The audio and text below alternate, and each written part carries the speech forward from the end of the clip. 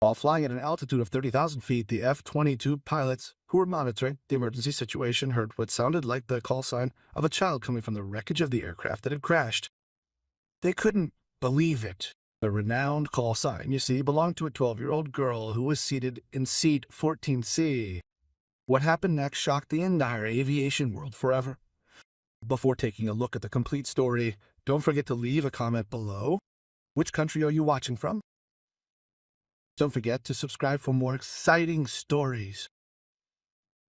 Golden sunlight flooded the departure gate at Denver International Airport as the passengers made their way onto Flight 875 destined for Seattle. Amongst them stood a slender 12-year-old girl. She had auburn hair neatly drawn back into a straightforward ponytail. She wore jeans, sneakers, and a hoodie.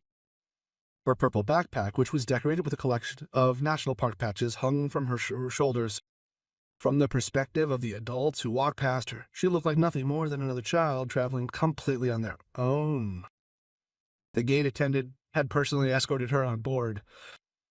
So, my little one, you're in seat 14C, which is a window seat. The flight attendants will check on you during the flight. Okay. The girl smiled politely, then carefully lifted her backpack and placed it in the overhead compartment above her seat. Once settled, she sat down and took out her tablet containing her homework. The flight attendant nodded in agreement and walked on. Once the plane was full, the flight attendants performed their routine checks. Stopping at row 14, Patricia, with her impressive 20-plus years of experience, greeted her guest. "Hello, my name is Patricia, and I'll be your attendant today. What's your name, honey?" The girl looked up. "I'm Emma, Mom. I'm flying to Seattle to visit my grandmother for a period of 2 weeks." Patricia smiled warmly. "Well, Emma, that sounds wonderful. If you need anything, just press this call button." Okay. Emma thanked her politely, and Patricia walked on. With a thoughtful air, the businessman in 14B settled into his seat, giving the school books piled up beside her a barely perceptible glance before opening his laptop. Across the aisle, the elderly couple smiled pleasantly at Emma before returning their attention to the task of preparing for the event. What none of these passengers knew was that Emma was carrying something far more significant than homework. Nestled inside her backpack was a small wooden plaque bearing a call sign that held legendary status within the world of military aviation. The call sign was Fox, representing 4 generations of distinguished military aviators. Emma's great-grandfather had earned it through flights with P-15 Mustangs over Europe, her grandfather through flights with F-4 Phantoms over Vietnam, and her mother through flights with F-16s as a flight instructor. Because of her exceptional courage, Emma had gained the right to use the call sign Phoenix 2 years previously. At just 10 years old, she was attending an air show when a vintage airplane unexpectedly had a very serious, catastrophic failure. Amid the adults panicking, Emma quickly grasped the radio and carefully guided an injured backup pilot through the vital emergency protocols, ultimately saving the life of their unconscious pilot colleague. In a perilous situation, the partially blind and disoriented backup pilot relied entirely on the precise and clear instructions delivered by a 10-year-old girl who spoke with the authority and precision of a truly experienced combat controller. The military aviation community was stunned. At a formal and highly attended ceremony where generals from the Luftwaffe and admirals from the Navy were present, Emma received the call sign Fox, accompanied by the awarding of an honorary medal. Fighter pilots who would never show weakness lined up to shake her hand and tell her that she lived up to the call sign. From that day on, Emma was Fox, and every military pilot who heard that call sign knew what it stood for. She occupied Seat C, enveloped by passengers who registered only a young girl sporting a backpack. Consequently, she perpetually projected the image of merely another child on a typical routine flight. She worked on her summer reading assignment, occasionally glancing out the window as the Boeing 733 climbed to cruising altitude. The flight attendants finished their safety demonstration, and the captain announced that they would be approaching 9,000 meters above sea level with an estimated flight time of 2 hours and 45 minutes. Oh. The climb was smooth and uneventful. Patricia brought Emma extra cookies with a conspiratorial wink. The businessman was deep in his spreadsheets. The elderly couple began a quiet game of cards. All signs pointed towards another typical day of commercial aviation operations on Flight 874. At 9,000 meters above sea level, the first engine failed without warning. The unexpected power loss induced a shaking vibration in the aircraft, jarring the passengers within. As Captain James Morrison sat in the cockpit, he felt his hands instinctively move to the engine control panel. Engine number 1 was indicating a total failure. Zero thrust, no fuel flow. First Officer Sarah Chen was already going through the emergency checklist. Morrison initiated the restart procedure, watching the instruments with intense concentration. For 30 seconds, nothing happened. Suddenly, with an unsettling and abrupt jolt, the second engine failed, a jarring sensation that every passenger experienced. Upon the cessation of the vibration, uncanny silence descended as both engines became silent, leaving the aircraft suspended in the air at an altitude of 9,000 meters, supported only by gravity. In the cockpit, there was a controlled outburst of chaos as the two pilots methodically followed the emergency procedures. Morrison called for an emergency. Mayday, mayday, mayday. This is United Flight 874. We have a double-engine failure at flight level 3000, approximately 100 nautical miles northeast of Denver. Zero thrust. We are requesting immediate emergency assistance. Chen calculated the glide ratio and performed calculations that would determine their survival time. A Boeing 37 at 9,000 pendat with both engines out could glide for about 15 to 20 minutes and travel 150 to 200 kilometers before hitting the ground. But they were over mountainous terrain. While Chin persisted, though unsuccessfully, in his attempts to restart the engines, Morrison meanwhile consulted terrain maps to find possible landing sites. He realized they might have to attempt an unpowered landing. Within the passenger cabin, the sudden silence provoked a panic that was almost impossible to control. Seasoned travelers could tell the situation was serious, and their nervous glances toward the flight attendants were met only with carefully maintained composure. Following receipt of an emergency message, the crew systematically moved throughout the passenger cabin, diligently preparing the passengers for the anticipated emergency landing, all the while demonstrating complete and unwavering composure. On an automatic level, Patricia made her way over to the row to ensure the unaccompanied minor was doing all right. Sitting still in her window seat, Emma had set her tablet aside, her gaze fixed on the vast landscape sprawling endlessly beneath them. The unusual absence of the engine's usual rumble contributed to a palpable sense of unease that hung heavy in the air, a feeling shared by all on board. Kneeling softly in the aisle by seat 14C, Patricia softly placed her hand upon Emma's shoulder and attempted to encourage her with a gentle, reassuring smile. "Emma, honey, we're having some technical problems, but the pilots have everything under control and everything will be fine. You need to pay close attention to all the instructions we give you, okay?" Patricia noticed Emma turning toward the flight attendant. She was quite surprised to find no fear in the young girl's eyes, but something completely unexpected instead. A kind of focused assessment that seemed strangely mature for a 12-year-old. "Both engines have failed," Emma stated quietly, her tone more declarative than interrogative. And Patricia found that the reassuring words she had practiced were caught in her throat, because yes, that had precisely been the situation. But wherefore did this young child possess that knowledge? Before Patricia could even respond, Captain Morrison's voice came over the aircraft's public address system. His voice, though carefully modulated, contained a subtle undercurrent of urgency that caused every passenger to hold their breath in anticipation. "Ladies and gentlemen," the captain stated, "this is your captain speaking. We have unfortunately experienced a failure of both engines and are currently coasting while our crew works to restart them. We have declared an emergency situation and are coordinating closely with air traffic control to locate the closest suitable airport for a safe landing. Pray, flight attendants, please prepare the cabin for a potential emergency landing.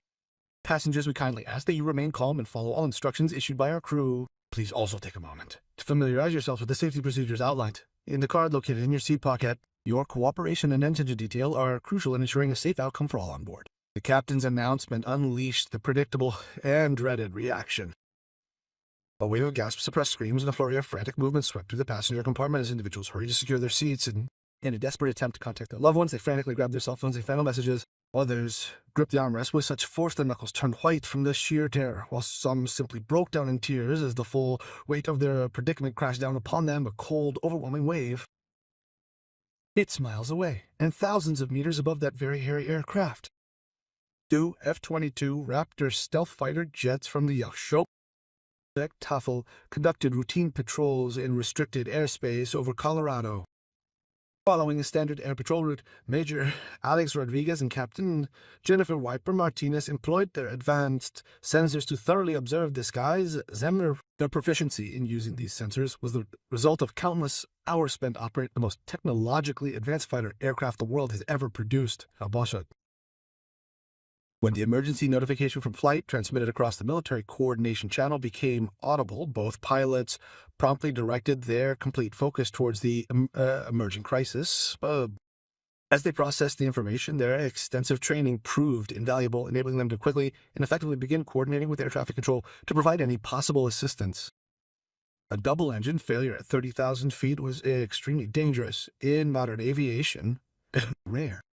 We are talking about a disastrous emergency situation that captured headlines and resulted in in-depth investigations. Both pilots were aware of the severity of the situation aboard the civilian aircraft.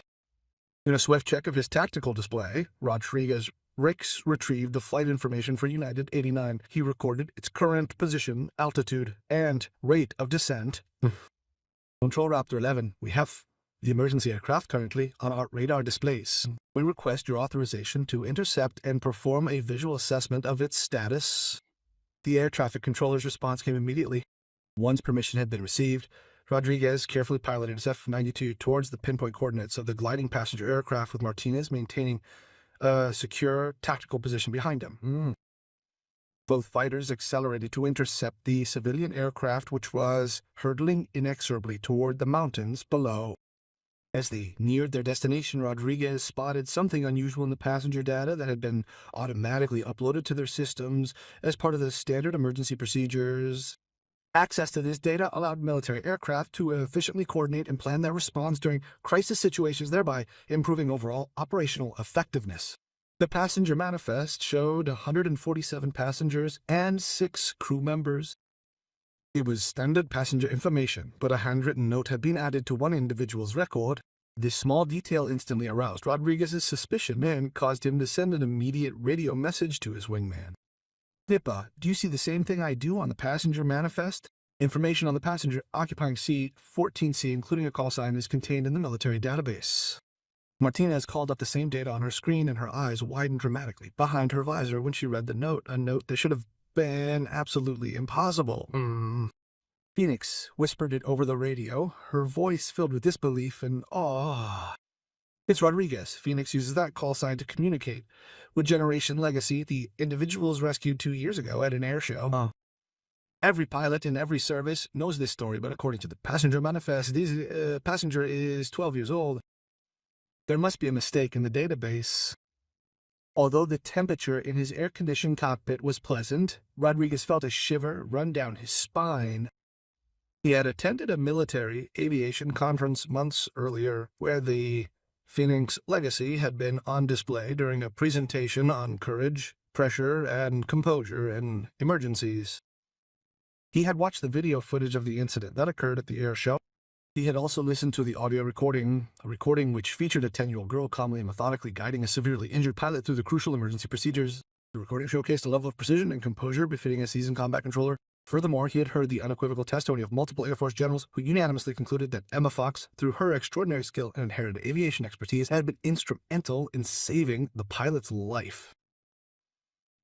The image of this legendary call sign etched onto the side of a disabled aircraft hurtling toward what seemed like an unavoidable catastrophe, juxtaposed with his own F-22 taking off on its intercept mission, stirred within him a complicated array of emotions, a blend he found difficult to accurately articulate. Control Raptor 11. We need a confirmation of the identity of passenger Phoenix on board United Flight 800. We need to make sure this isn't a database error. With the flight engineer diligently verifying and cross-referencing the data, the second instance expanded, carefully comparing entries from multiple databases and passenger files before it provided an answer which led both F-22 pilots to establish eye contact, disregarding the distance between their own two aircrafts. Raptor 11. Confirmation positive. 12-year-old passenger Emma Phoenix, an unaccompanied minor, is currently traveling to Seattle. We cross-checked the call sign against military family records and official honors documentation. Please note that we have a genuine holder of the call sign Phoenix Legacy on board this aircraft, confirming their legitimate usage of the designation. Something moved in Rodriguez's chest, a growing awareness that this emergency was no longer simply a routine intercept and aid mission. He realized that a child was on board this passenger jet, a child whose call sign spoke volumes about their status and commanded the respect of even the most elite fighting pilots in the military aviation world. With F-2 aircraft now approaching Flight 840, the pilots established visual contact. Both saw the civilian airplane distinctly against the bright sky. The wings, even without engine thrust, remained remarkably level and steady. The pilots on board were clearly controlling the glide with professional skill. Maneuvering his fighter plane, Rodriguez positioned it beside the right wing of the aircraft. From this close position, he could visually assess the condition of the engines while ensuring a safe distance. And what he saw confirmed the worst-case scenario. No movement, no heat, no internal function, just metal that hung uselessly below the aircraft's wings. The plane was plunging towards the earth at a rate of approximately 1 foot per minute. The terrain below presented minimal opportunities for a safe landing. He set his radio to the emergency frequency, which would be used to monitor Flight 844. United 84. This is Raptor 11, United States Air Force. Positioned to their right beyond their right wing. Our observations confirm a dual-engine failure. We are coordinating closely with emergency services and will escort them to the safest and most accessible landing site. Within the confines of the damaged aircraft's cockpit, Captain Morrison experienced a deep and somber feeling of gratitude, knowing that he had the support of military forces. Even though he knew the fighter jets could do little to solve his immediate problem of flying what had once been a commercial airliner, he professionally acknowledged the F-22-Jets transmission and then returned to the desperate task of finding a place to land the plane, which was rapidly losing altitude and options. Chen had identified 3 possible landing sites within their glide range, none of which were ideal for landing. Imagine a small regional airport. Now visualize its runway. It's short, very short, and would make stopping the plane extremely challenging, wouldn't you agree? There was a relatively flat section of highway, but it was likely too narrow and excessively congested with vehicles to guarantee safe usage. Then, there was the dry lake bed. While it looked promising on the maps, its surface conditions were entirely unknown. This presented a significant risk, potentially causing the plane to break apart during the landing attempt. Returning to the passenger cabin, despite the emergency preparations already underway, Emma disregarded all safety protocols and unfastened her seatbelt. This action, clearly a violation of established regulations, normally would have triggered immediate intervention from the flight crew. But due to the urgency of preparing the other passengers, the crew simply failed to notice a child struggling in the water. Moved by the growing confusion, she reached up to the overhead bin. After retrieving her purple backpack, she meticulously dug out a small aviation radio from underneath her scattered personal items. The radio was compact, a civilian model given to her by her mother to be used only in emergencies. Her mother's instructions were very clear to never use it lightly, but only in circumstances where her expertise could actually be valuable in resolving the crisis. The moment Emma had made that promise, she understood the seriousness of the instruction. Now looking out the window, she saw the mountains slipping beneath them, and she felt the peculiar, almost weightless descent of a plane with no engine power. This, she knew with absolute certainty, was the specific scenario her mother had described. Her heart was pounding wildly in her chest, but she kept her hands steady as she switched on the radio. She then tuned it to the familiar emergency frequency she'd learned from working with commercial airliners and pushed the transmit button. United 840 flight crew, this is passenger Phoenix in seat 14C. I have inherited relevant emergency response experience and tactical aviation knowledge. I will be monitoring this frequency in case you need assistance with emergency response or coordination with military escort. The short professional transmission, delivered in a young voice that nevertheless radiated complete confidence and clarity, immediately triggered a swift and simultaneous response across multiple cockpits. In the cockpit of Flight 877, Morrison and Chin exchanged shocked glances. The radios were gripped in Morrison's stiffening hand, his brain actively struggling to make sense of the things he just heard. A passenger who identified himself as Phoenix offering assistance with emergency procedures, and this voice clearly belonged to a child. Flying with the F-2 escort, Rodriguez and Martinez heard the transmission, and their initial suspicions were confirmed dramatically before their very own eyes. Rodriguez immediately switched on his military frequency. "Control, this is Raptor 11. We have confirmed via voice communication that Phoenix is operational and has successfully established contact with the crew aboard the emergency aircraft using the standard civilian emergency frequency. To utilize the tactical aviation expertise effectively, we recommend the establishment and adherence to standardized coordination protocols." The controller's response came with barely concealed surprise for even hardened professionals who personnel regularly confronted with emergencies found themselves completely unprepared for the astonishing reality. A 12-year-old girl utilizing the legendary call sign was playing an active role in the response to a catastrophic aviation disaster. Morristown made an instant decision, a decision informed by years of experience and ingrained in him through countless emergency situations.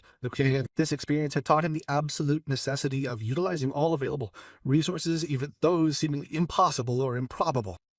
Responding to the passenger who had just identified herself using a military call sign, he pressed his radio button. This particular call sign he recognized from a recent article about military aviation personnel.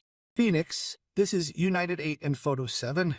Captain, confirm that you have expertise in emergency aviation. We are currently gliding with zero thrust from both engines. All refueling attempts have been unsuccessful. We are descending to 28,000 feet with limited landing options." Emma's response was immediate. Even with her youthful voice, she managed to express both respect for his authority as captain and confidence in her own skills and capabilities. "Captain, my military aviation career spans 4 generations, and I have extensive personal experience in handling emergency procedures. I can assist in the calculations necessary to optimize the glide flight and ensure effective coordination with the accompanying military escort in enabling the achievement of maximum distance and the selection of the optimal landing site from available options."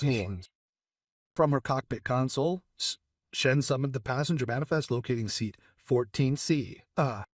Her heart skipped a beat upon seeing the notation detailing the call sign Phoenix and a concise account of the incident during the air show that had propelled this 12-year-old child into the annals of military aviation history. With a look that mingled professional skepticism and desperate hope, she observed Morrison, recognizing that their available altitude and possible strategies were rapidly diminishing. Assuming that this child possessed the knowledge he purported to have, rejecting this proffered assistance would be demonstrably foolish, a display of pride that betrays sound judgment. Morrison gave a single, resolute nod, a decision sealed in his mind. He would accept the help offered by a source entirely beyond the scope of any scenario his rigorous training had anticipated or prepared him to encounter. "Phoenix, United 84, Captain, we accept your assistance. Please coordinate with our escorts and give she recommended optimal glide management." Emma felt the weight of responsibility weighing down on her shoulders. It was the identical feeling she'd experienced at the airshow 2 years before, a profound sense of responsibility when adult lives were contingent upon the knowledge and expertise meticulously transmitted across generations of Phoenix pilots. After taking a deep breath, she concentrated intensely, drawing on the mental discipline her mother had instilled in her. Then she began to apply everything she had learned about aviation throughout her life, a stark contrast to the way other children spent their time engrossed in video games and social media. This time she pushed her radio button, communicating with the passenger jet's crew and the F-22 pilots, monitoring the emergency frequency, ensuring prompt response during this critical moment. All aircraft to ensure reaching the desiccated lakebed southeast of its present coordinates. Phoenix proposes a maximum extension of its gliding motion. The recommendation is to reduce airspeed to the optimum glide speed for this type of aircraft, which should be around 190 knots. Slightly increase the angle of attack to optimize the lift-to-drag ratio and make minimal use of the flight control surfaces to reduce parasitic drag. Rodriguez, who was Morrison from his F-22 cockpit, felt a surprising surge of professional respect. This feeling completely overpowered the absurdity of receiving tactical flight advice from a 12-year-old girl. For every word she'd uttered was entirely accurate. It was the kind of precise knowledge that came from a deep understanding of aircraft performance and emergency procedures. With a press of his own radio button, he added military support to reinforce her recommendations. Following United 81 Raptor 11's analysis, Phoenix's recommendations are confirmed to be sound. Upon our calculations, it's clear that the dry lake bed represents the best option available. We are coordinating with emergency services to deploy rescue resources to this location. Considering your current descent rate, we estimate that you will have roughly 12 minutes to complete the journey. From the cockpit of Flight 84, Morrison carefully adjusted the aircraft's airspeed to match the recommended value.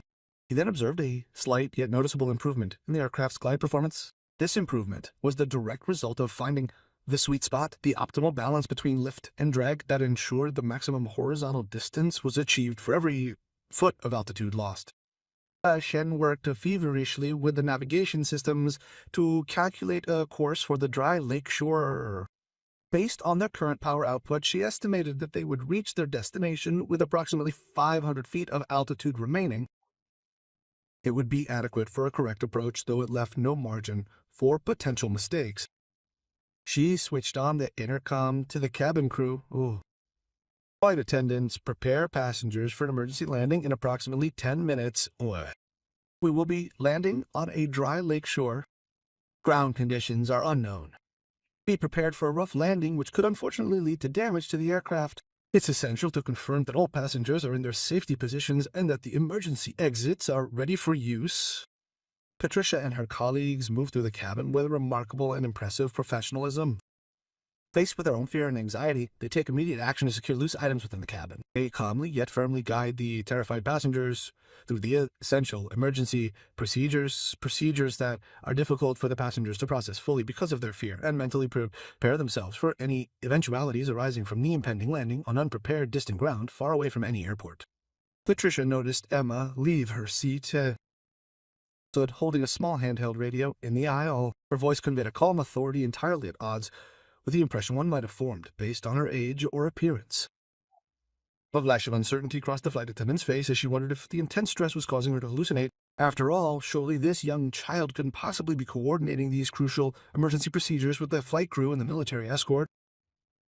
With steady instructions, Emma displayed her skills, revealing knowledge learned subtly. She addressed factors that experienced pilots grasp, although the pressure of an emergency might influence their ability to properly prioritize them effectively, leading to potential operational issues that demand careful handling immediately. To maximize the remaining altitude and ensure a direct approach to the lake bed, the captain recommended utilizing all available height. He advised against performing energy-consuming maneuvers such as circling to achieve this optimal positioning. Equipped with cutting-edge navigation systems, the F-22 escort aircraft can provide precise instructions regarding the approach path, ensuring optimal alignment with the longest and most advantageous section of the landing strip. Morrison acknowledged the wisdom of her suggestion, and Rodriguez immediately coordinated the approach. His sophisticated F-22 systems this would involve calculating the optimal flight path for the gliding passenger plane, ensuring it reaches the dry lake shore with a maximum amount of remaining energy for crucial maneuvers during the final approach. From their seats in row 13, the elderly couple watched Emma's radio transmissions, their amazement steadily growing with each transmission. Their game of cards was entirely forgotten as it dawned on them that the quiet child who had so politely smiled at them as they boarded the plane was somehow instrumental in saving the lives of everyone on board. Having shut his laptop, the businessman in seat 14 fixed Emma with an expression that revealed a complex web of emotions, shock, confusion, and the growing awareness of the catastrophic inaccuracy of his preconceptions about the young passenger. Beside him,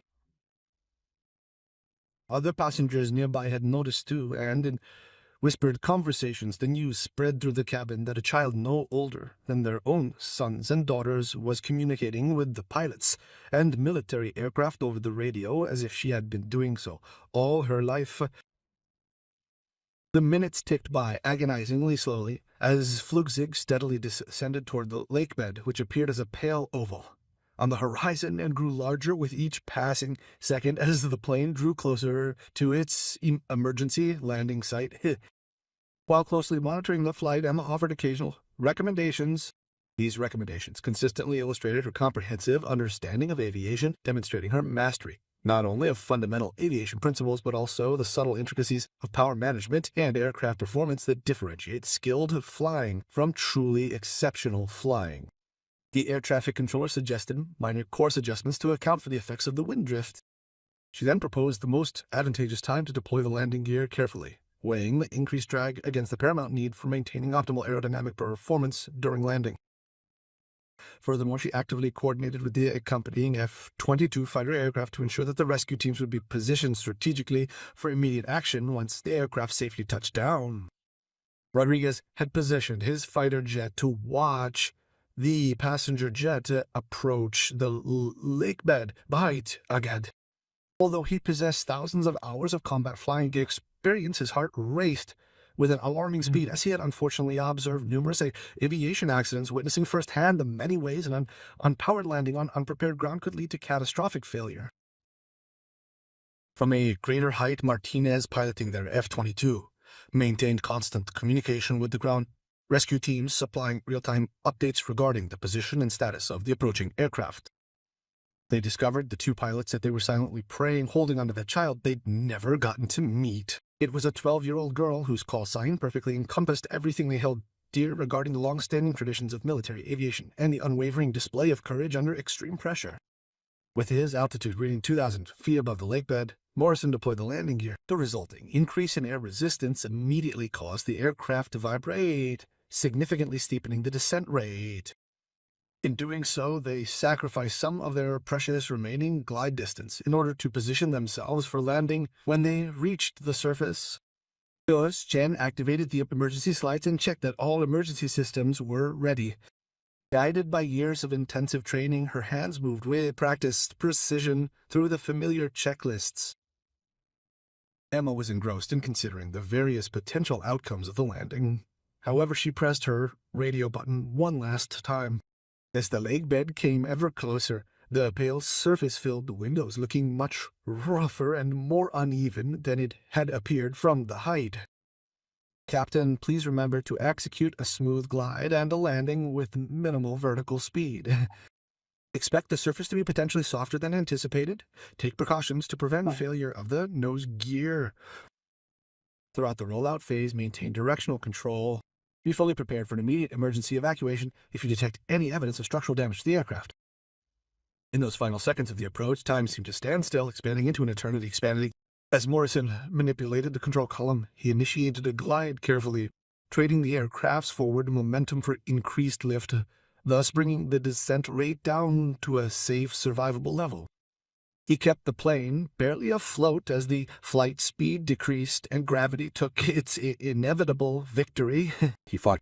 As the main landing gear contacted the lake bed, a powerful impact reverberated throughout the aircraft, generating vibrations across its entire structure. This impact proved far more forceful than a standard landing, though not catastrophic.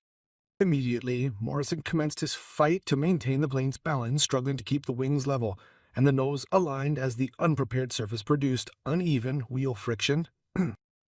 Upon impact, the nose landing gear emitted a sharp, distinct cracking sound, pointing to a possible problem. Nevertheless, the landing gear remained intact and the aircraft rolled across the lake bottom, leaving trails of dust and sand.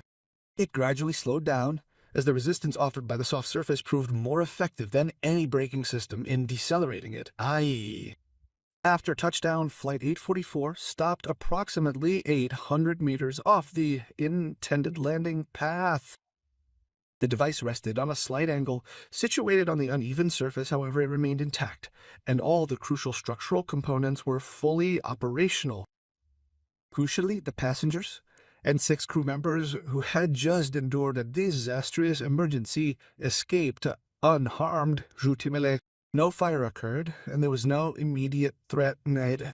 This fortunate outcome was entirely attributable to the combined expertise of a highly trained team, seamless military coordination, and the exceptional insights provided by a remarkable 12-year-old girl whose legendary radio call sign instantly became known. Morrison sat motionless in his seat for what felt like an eternity, 3 distinct heartbeats to be precise, his hands still grasping the controls as he processed the unbelievable reality. They had landed, they were safe and sound. They had achieved something previously deemed impossible. Then he activated the cabin intercom, his voice trembling with the intensity of his emotions he made no effort whatsoever to conceal. Ladies and gentlemen, we are on the ground. Emergency evacuation procedures will begin immediately. Follow the crew's instructions exactly. Then leave the aircraft as quickly and safely as possible for everyone involved, all right? The evacuation went like a textbook. The intensive training that the flight attendants had consistently participated in was put to the test as passengers rushed down the emergency slides, their feet sinking into the fine, dusty surface of the lake bed as they evacuated the aircraft. Patria found Emma as soon as she had exited the plane herself. The flight attendant's professional composure finally broke as she enveloped the young girl in a tight embrace that mingled relief, gratitude, and amazement at what this child had just accomplished. You saved us, Patricia whispered, her voice choked with tears. I don't understand how or why, but you saved every single person on this plane. Emma hugged her back, feeling the adrenaline wane and exhaustion settling in her bones. The weight of responsibility lifted from her, now that everyone was safe and their mission accomplished. The F-22 Raptors flew low over the landing strip several times. Determined to see the situation for themselves, Rodriguez and Martinez sought to confirm that the emergency had been successfully resolved. Their goal was to verify that the pilot, known for their legendary call sign Phoenix, along with all passengers and crew aboard this particular aircraft, had survived the impossible circumstances that had played out at an altitude of 3,000 feet above sea level. Rodriguez tuned his radio to the military frequency. The emotion his voice revealed was one rarely seen in elite fighter pilots. Control Raptor 11, United 8007, has landed safely on the ground. All passengers appear to have been successfully evacuated. Rescue teams are arriving at the scene. Take note, Phoenix has done a great job. This call sign continues to honor his legacy in a way that completely surpasses any comprehension we might have. Request permission to break formation and pay homage. The pilot, who had been following the entire emergency situation and had heard the radio transmissions of a 12-year-old girl speaking like an experienced fighter pilot, gave permission without hesitation. Over the lake bed, Rodriguez and Martinez executed a final flyover in their F-2s, maintaining a tight formation. Their planes flew directly over the evacuated passengers and crew, so close that the distinctive shape of the modern stealth fighter aircraft was easily discernible against the backdrop of the sky. During their overflight, two pilots executed a traditional role with their aircraft, a gesture of respect typically reserved for honoring fallen soldiers or for ceremonies commemorating significant military accomplishments. With their feet planted firmly on the lake bed, the passengers and crew all watched the spectacle with eager anticipation. While many failed to appreciate its significance, a select few recognized the event as something truly extraordinary. A heartfelt tribute paid by elite fighters to a member of their rank, someone who had earned their unwavering respect. A reassuring presence of Patricia's arms around. Watch the F-2s finish their farewell salute before disappearing into the vast expanse of the blue sky. She felt the first drops of tears forming a palpable release, finally coming as the full weight of the emotional burden of what had just transpired settled heavily upon her young shoulders, those of a girl only 12 years old. During her 2-year service, she bore the call sign Phoenix with great pride and unwavering determination. She had studied, learned, and absorbed everything her mother, her grandfather, and the entire legacy of her family in the aviation industry could teach her, but she never in her wildest dreams imagined that she would one day need all of that knowledge to rescue hundreds, 40 to be exact, people aboard a completely disabled aircraft that was rapidly sinking through thin air over treacherous mountain terrain. Her mother had consistently stressed to her that wearing the call sign Phoenix entailed preparedness to rise to the occasion, the finding of courage in crucial moments, and the honoring of the legacy through action, not through mere words.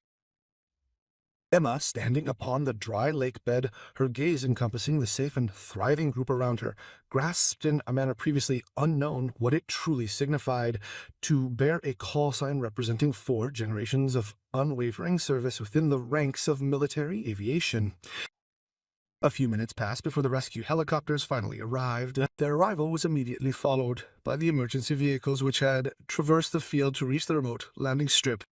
Then the scene became an organized chaos as medical teams assessed passengers for injuries and started coordinating their transport to the nearest hospital per and for examination.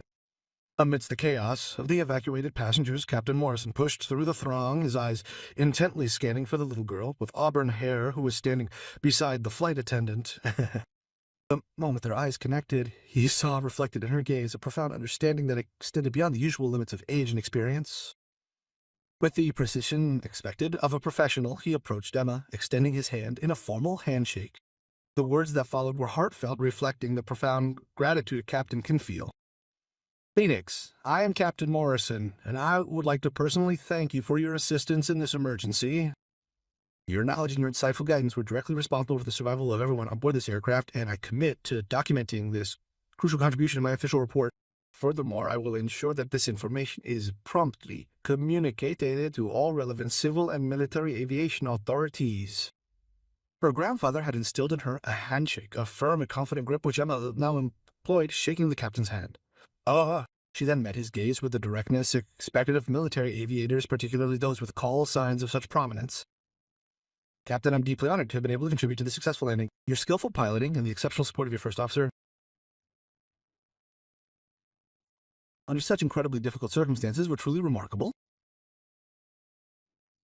The phoenix, a symbol of resilience and hope, leaves a legacy of rising from the ashes, and I am grateful for the opportunity to have honored my family by contributing to the rescue of these precious human lives. At these words, Morrison felt his throat constrict. They came from a child, a 12-year-old, who should have been preoccupied with the usual concerns of his age, school, friends, and the everyday issues that typically dominate a child's life. Instead, this child was involved in the complex and demanding task of upholding the legacy of military aviation by coordinating emergency responses to catastrophic high-altitude failures. Within hours of hearing news about the dramatic emergency landing and the unusual participation of military fighter jets in the rescue coordination efforts, media outlets rushed to the scene. And the events which subsequently transpired in the days and weeks that followed captivated international attention to a degree entirely unforeseen by anyone aboard Flight Emergency. The combination of a double-engine failure at cruising altitude, a powerless glide to an emergency landing on a dry lake, the presence of F-22 Raptor escort aircraft, and, most importantly, the revelation that a 12-year-old girl with a legendary military call sign that had lasted for 4 generations had been actively involved in coordinating the emergency response created a story that moved people around the world. Emma Fox became famous overnight.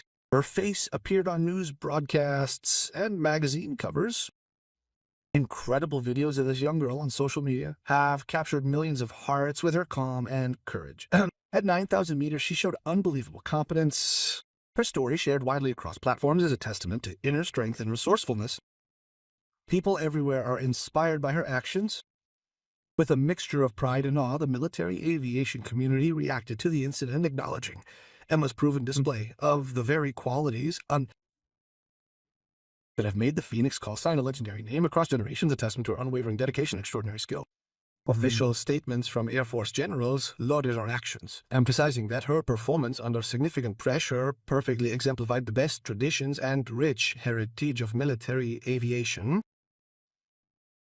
Informal, heartfelt tributes to Phoenix were held by fighter squadrons throughout the nation. These ceremonies saw seasoned fighter pilots demonstrating profound respect for a 12-year-old girl, a young person who had courageously confronted an impossible situation, responding with the grace and skill befitting a veteran warrior. Following an extensive interview about their roles during the emergency, pilots Rodriguez and Martinez offered unqualified praise for the way Gallicourt coordinated the emergency response. Their remarks highlighted a professionalism that was, in their assessment, either on par with or demonstrably superior to that typically seen in trained military personnel. Emma's mother flew to her daughter's home as soon as she got the news, and there she found Emma surrounded by reporters, officials, and grateful passengers, eager to express their gratitude to the child they had helped save. Save. Despite the publicity, the reunion was emotional and private. In a tender embrace, mother and daughter stood surrounded by 4 generations of the Phoenix tradition, their presence palpable and almost tangible, and over a career spanning countless combat missions and demanding training flights where the very lives of others rested entirely on her unwavering ability.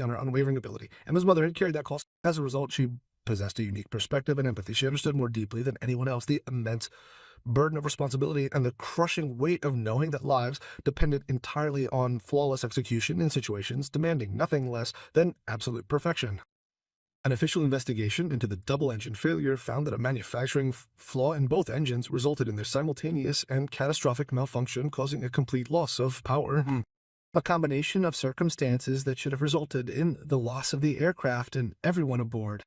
The investigation report particularly stressed the coordinated actions of the flight crew, the F-22 escort pilots, and the passenger Emma Phoenix as pivotal factors in ensuring the survival of all on board. This was the first time in aviation history that a child passenger had been officially recognized in an accident investigation report for their expert assistance in an emergency situation. The report concluded that the call sign Phoenix had once again lived up to its legendary status by ensuring survival and success from a hopeless situation when all conventional expectations pointed to disaster.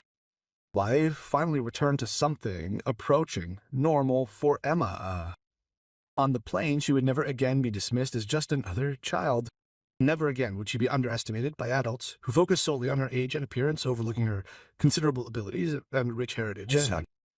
Concluding her unexpectedly halted travels, she arrived at her grandmother's home. After a lengthy period of silent understanding through an embrace, her grandmother led her into a peaceful room where photographs documented 4 generations of Phoenix pilots, adorning the walls, a recent addition joining its predecessors. Emma stood beside Captain Morrison on the dry lake bed. Her young face was serious and composed.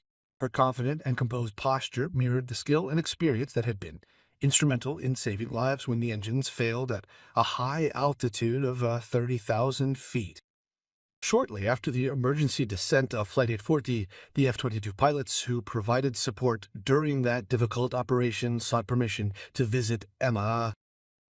Their request, motivated by a desire to personally meet the young child whose remarkably confident and competent voice guided the emergency response efforts, was swiftly approved. The meeting was held at a United States Air Force base where Emma's mother was stationed at the time. Entering the room, Rodriguez and Martinez were immediately confronted with the stark contrast between the image of a 12-year-old girl in jeans and a t-shirt and their memory of the calm, highly professional voice that had been heard on the emergency radio frequency just moments before. This sharp dissonance created a strong psychological conflict within them. With the same formal respect they would show any distinguished airman, they shook her hand, acknowledging her accomplishments. Then Rodriguez uttered words which he had considered meticulously for many months. Phoenix Wiper and I wanted to tell you personally that being an air escort during their emergency was one of the most profound experiences of our careers. Upon hearing their call sign and fully understanding its significance and subsequently witnessing their skillful handling of the situation under the immense pressure, we were powerfully reminded of the fundamental reasons for our work and the core values that define our profession. The way they uphold this call sign and their family's rich legacy is genuinely inspiring, prompting us all to aim higher, to become better pilots, better warriors. Emma showed the same calmness she had displayed during the emergency as she thanked them. Later, however, when the official meeting had concluded and she sat with her mother observing the 2 F-22s as they commenced their return flight, she finally permitted herself to shed her tears. These were not tears of fear or pain, but rather a torrent of emotion triggered by the profound understanding that she belonged to something far greater than her own limited self, a legacy that transcended the boundaries of age, rank, and accumulated experience. It's a tradition to stand up when circumstances demand, to find the courage when all hope seems lost. With tears streaming down her face, she was held by her mother, who understood her completely. Her own career had included similar moments, and she grasped the significance of the Phoenix call sign and the weighty responsibility that accompanied the legacy of 4 generations of outstanding aviation achievements. The passengers of Flight 844 stayed in touch with Emma in the years that followed. Numerous among them penned letters and messages, conveying their profound gratitude. However, these expressions always seemed insufficient to fully encapsulate their feelings for the child who had assisted in saving their lives. Flight attendant Patricia paid her several visits each time, bringing a delicious batch of cookies and sharing the latest news from her life and career. The two forged a strong bond during those terrifying minutes as their crippled aircraft inexorably approached the mountains. In this crisis, a 12-year-old girl identified by her legendary call sign demonstrated that possessing unwavering courage and profound competence could effortlessly transcend any limitations imposed by age or experience imposed. A businessman from the town of Sitz addressed Emma in a letter issuing a sincere apology for the mistake of having underestimated her. He admitted to having initially perceived her as merely a child with a tablet, failing to see the profound depth and significant meaning concealed beneath the surface. He extended his gratitude for the valuable lesson in humility and the reminder it offered that truly exceptional abilities can often manifest in unexpected, unassuming packages. Years later, as Emma finally reached the age to pursue her own military flying career, she reflected on that day in the stratosphere at an altitude of 9,000 meters. It was then she realized that she truly grasped the full significance of the call sign Phoenix. It encompassed far more than simply a family legacy or a mark of honorable distinction. It represented the vibrant personification of the unwavering spirit required to rise to meet the demands of impossible circumstances, to draw upon one's expertise and unwavering courage when the fate of lives depended on flawless execution under crushing pressure. The complete failure of both engines at cruising altitude instantaneously replaced the sense of safety and normalcy with one of utter catastrophe. However, it also clearly demonstrated the potential results when legendary call signs, the accumulated wisdom passed down through generations, and unwavering personal courage converge in the rarefied air above the mountains. The F-22 pilots who had heard the call sign of a child and, in doing so, had shown profound respect to a 12-year-old would forever carry the vivid memories of that day with them throughout their distinguished careers. They would, in turn, share this memorable story with younger pilots, using it as a powerful testament to the true essence of their profession, a profession stripped of all the technological aspects, weaponry, and tactical complexities, reduced to its most fundamental core, the unwavering ability to handle emergencies with a level of competence that surpasses any expectations based on age or conventional understanding of what constitutes a skilled pilot. It would be a story frequently recounted in briefing rooms and training centers, steadily evolving into a cherished narrative within the extensive annals of military aviation. At a staggering 30,000 feet, the day on which Phoenix rose from the ashes once more demonstrated that certain legacies are not acquired through age or high rank, but rather through the unwavering courage to act when decisive action is essential, and the profound knowledge to achieve success even when failure seems unavoidable. Emma Fox would experience significant growth and transformation, ultimately embarking on her own truly remarkable career. However, she would forever remember her experience of standing in the aisle of a stationary aircraft, holding a small radio transceiver and calmly communicating with experts who maintained their trust in her, notwithstanding all the factors suggesting otherwise. She coordinated an emergency response that saved 147 lives because 4 generations of airmen had passed on their knowledge and courage and the fundamental understanding of what the Phoenix call sign meant to rise from impossible circumstances, no matter what those circumstances were. With engines failing at a dizzying altitude of 9,000 feet and the prospect of death appearing inevitable, a young pilot carrying the legendary call sign demonstrated to the world what it truly means to honor one's heritage. His actions powerfully reflected the unwavering courage and exceptional skill of the warriors who had borne this call sign for an impressive 4 generations within the ranks of military aviation. Their F-22s had heard her voice, recognized her call sign, and witnessed her remarkable ascent at precisely the moment it mattered most, conclusively confirming what every Phoenix airman had always known. Neither courage nor competence knows age limits when one's legacy and the circumstances one finds oneself in clash in moments which require the very best that human capability can offer.